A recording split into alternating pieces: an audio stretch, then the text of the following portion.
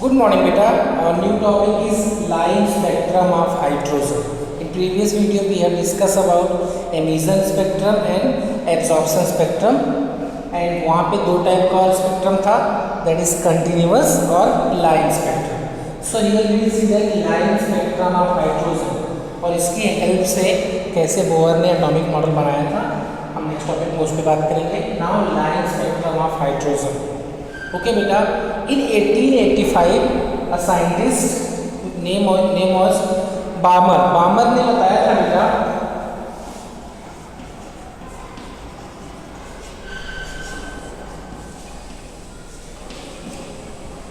कि अगर जब हाइड्रोजन मॉलिक्यूल में दैट इज H2 मॉलिक्यूल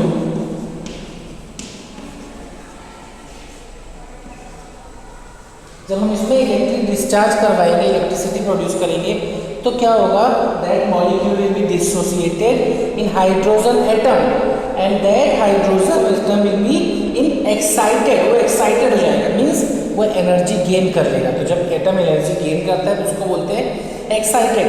तो वो excited hydrogen atom will release energy in the form of electromagnetic radiation. Okay, when the electric discharge of hydrogen takes place, that time that hydrogen molecule will dissociate into separate into hydrogen atoms. Okay, and that atom will be in excited form and will radiate electromagnetic radiation. Understood beta? Of different frequencies. अलग अलग atoms के अलग अलग frequencies होगा. Understood? That ये चीज़ें पता लगाया था बामर ने in 1885 by the experiment. Understood? Okay beta? So that electromagnetic radiation, that hydrogen, excited hydrogen atom when emit electromagnetic radiation, when that radiation is passed through a prism beta, उस radiation को जब prism से पास करेंगे, suppose ये है screen,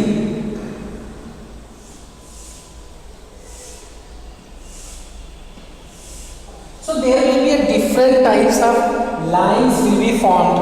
तो इसी को हम बोलते हैं जो ये फॉर्मेशन दैट इज स्पेक्ट्रम.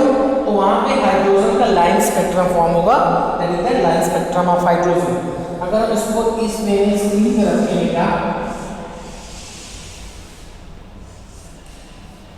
तो वो कैसा दिखेगा, वहाँ पे ऐसा कुछ लाइंस वहाँ पे दिखेगा. Only few lines will be visible and other ultraviolet rays, ultraviolet lines जो होगी वो लाइंस हमें विजिबल नहीं होगा, ओनली फ्यू लाइंस विजिबल होगा. ये बामर ने बताया था. सो इसको हम बोलते हैं Balmer series.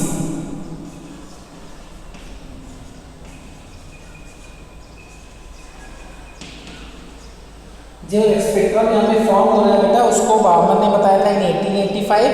So that's why it is known as Balmer series.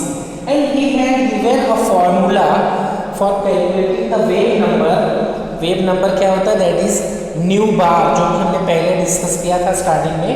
तो वहाँ से आप देखो wave number is nu bar is equal to 1 by lambda 1 by wavelength. So nu bar के लिए हमने फॉर्मूला दिया था that nu bar is equal to 109,677 into 1 divided by 2 raised to 2 minus 1 n square centimeter minus 1. ठीक है बेटा?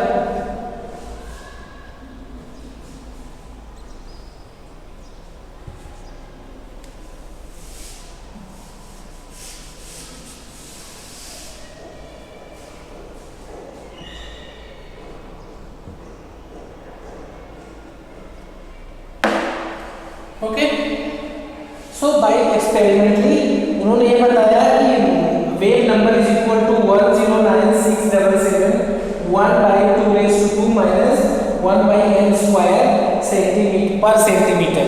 ये उन्होंने फॉर्मूला दिया था वेव नंबर का, इसके थ्रू हम इसका वेवलेंथ कैलकुलेट कर सकते हैं, ये बताया था उन्होंने. Here n is equal to 1, n is greater और इक्वल देन 3 मींस n की जो वैल्यू होगी आइदर 3 और 4 5 6 मींस लेस देन 3 नहीं होगा, ऐसा उन्होंने बताया था. तो you can write like that n is equal to 3 4 5 etc. Understood बेटा? ये बामर ने दिया था सीरीज को, इसलिए इसके नाम से जाना था, that is the बामर series. But बेटा ओनली बामर ने नहीं दिया था, ऐसे डिफरेंट साइंटिस्ट ने भी एक्सपेरिमेंटली फाउंड आउट किया था सीरीज। उनके नेम थे, सपोज अदर साइंटिस्ट लीमैन, जिन्होंने फॉर्म किया ऐसी सीरीज। और भी साइंटिस्ट थे बामर के अलावा बेटा, उनका नाम था पी फंड, मैं नाम लिख देता हूँ यहाँ पे। डिफरेंट साइंटिस्ट ने बेटा सीरीज फॉर्म किया था। वन जैसे बामर ने सीरीज फॉर्म किया था कि इलेक्ट्रिक डिस्चार्ज करवाया हाइड्रोजन का, तो एटम जब सेपरेट हुए तो वो एटम्स एक्साइटेड स्टेट में आने के बाद जो इलेक्ट्रोमैग्नेटिक रेडिएशन किया एटम ने, उस इलेक्ट्रोमैग्नेटिक रेडिएशन को हम प्रिज्म से पास करें तो यहाँ पे band of light, band of colours will be form, that is known as spectrum. उसको उस फॉर्म में अगर उसको दिखाने की कोशिश करें तो ऐसे वहाँ पे लाइट स्पेक्ट्रम के फॉर्म में दिखेंगे बेटा। ये बामर ने बताया था 1885 में। उसके लिए उन्होंने बोला था कि वेव नंबर का फॉर्मूला ये होगा, जहाँ पे कांस्टेंट वैल्यू है, ये बताया था। तो अब एन की जगह पे अगर हम 3 रखेंगे तो हम इसका लेंथ जान पाएंगे, वेवलेंथ। अगला 4 रखेंगे तो इसका, इस तरह से वेवलेंथ निकाल सकते हैं, ये बताया था बामर ने। बामर के अलावा लेमैन के अलावा बेटा पास्चर, लेमैन, इसको मैं सीरीज में लिख देता हूँ जैसे बताया था उन्होंने।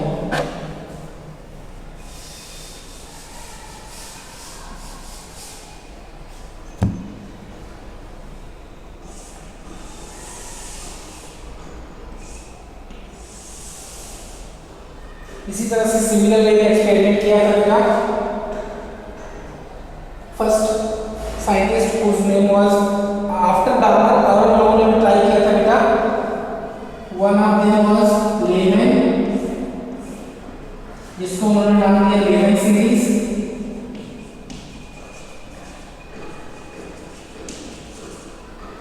बामर ने तो किया ही था, जिसको नाम दिया उन्होंने, जिसके जानते हैं बामर सीरीज से। These are the series of band of colours, band of spectrum. Balmer के अलावा बेटा बामर के अलावा पास्चर। नॉट ओनली 4 लाइन्स, बहुत सारे स्पेक्ट्रम विजिबल ऐसे ही फॉर्म हुए थे बेटा डिफरेंट कलर्स के, और उसके अलावा कुछ और सारे जो स्पेक्ट्रम थे वो विजिबल नहीं थे।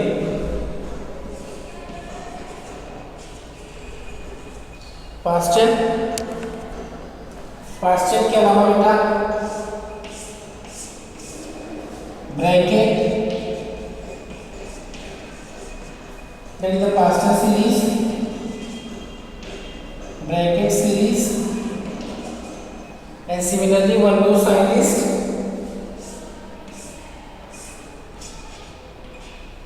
that Fund. These are the name of the scientists who have given the line spectrum of hydrogen. Understood beta? Different scientists have done their experiment, and उस experiment के थ्रू उन्होंने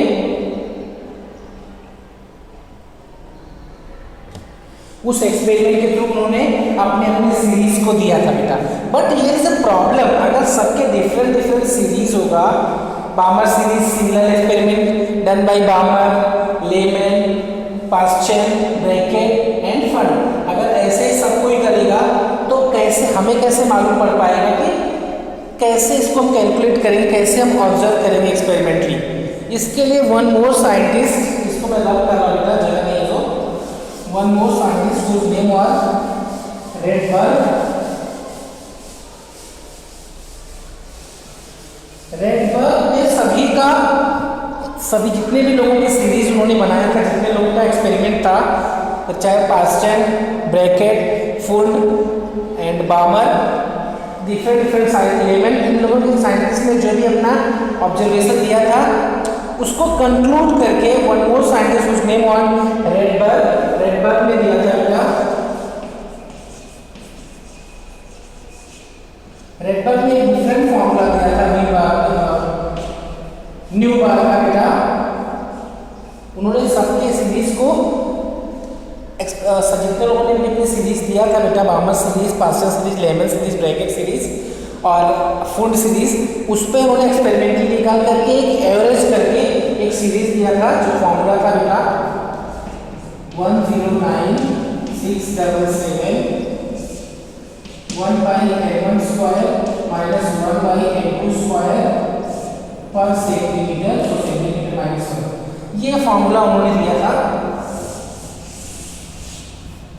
वो रेडबर्ग आप red colour book में बताया था, Rydberg ने दिया था। एंड दैट वैल्यू ये वैल्यू सिमिलर है जो बामर में था बेटा, अंडरस्टूड। इसको इन्होंने कैलकुलेट करके ये फाइनल फॉर्मूला दिया था रेडबर्ग ने। सो दैट्स व्हाई दैट वैल्यू, ये वैल्यू को बोलते हैं रेडबर्ग कांस्टेंट।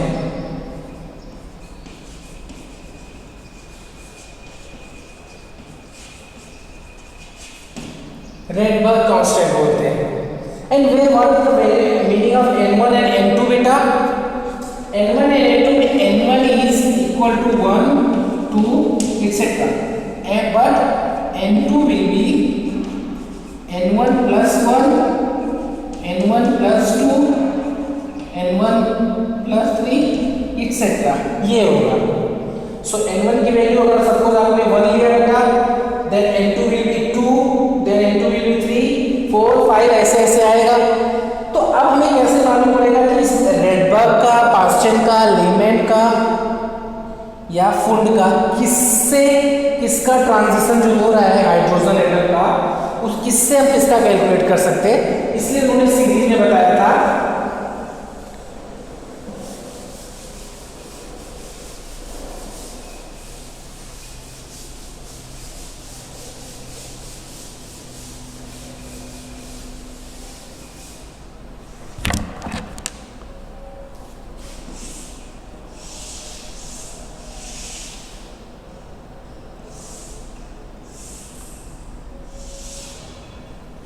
फर्स्ट सबसे पहले Lyman, then Balmer, Paschen, Brackett, these are the name of scientists, then full n1 n2 n1 1 2 3 4 5। सो जब हम n1 1 लेंगे बेटा तो समझ जाने का कि हम लेमन सीरीज की बात कर रहे हैं। n1 2 so Balmer series, n1 3 Paschen series, n1 is 4, then Brackett series and n5 that is Pfund series. So इससे इन्होंने डिफरेंट तरीके से एक ही फॉर्मूले में बना दिया था रेडबर्ग ने, जिससे हम वेव नंबर को कैलकुलेट कर सकते हैं। Are you getting my point बेटा? और उसमें जो कांस्टेंट वैल्यू थी 109,677 उसको हम रेडबर्ग कांस्टेंट बोलते हैं। ओके, सो n2 क्या हो जाएगा? n2 क्या होता है बेटा? n1 plus 1, तो n1 में प्लस 1 करो, सो ये 2 3 ऐसे एक्सेट्रा जाएगा, फिर भी 3 4 एक्सेट्रा 4 5 कंटिन्यू, 5 6 कंटिन्यू, 6 7 कंटिन्यू।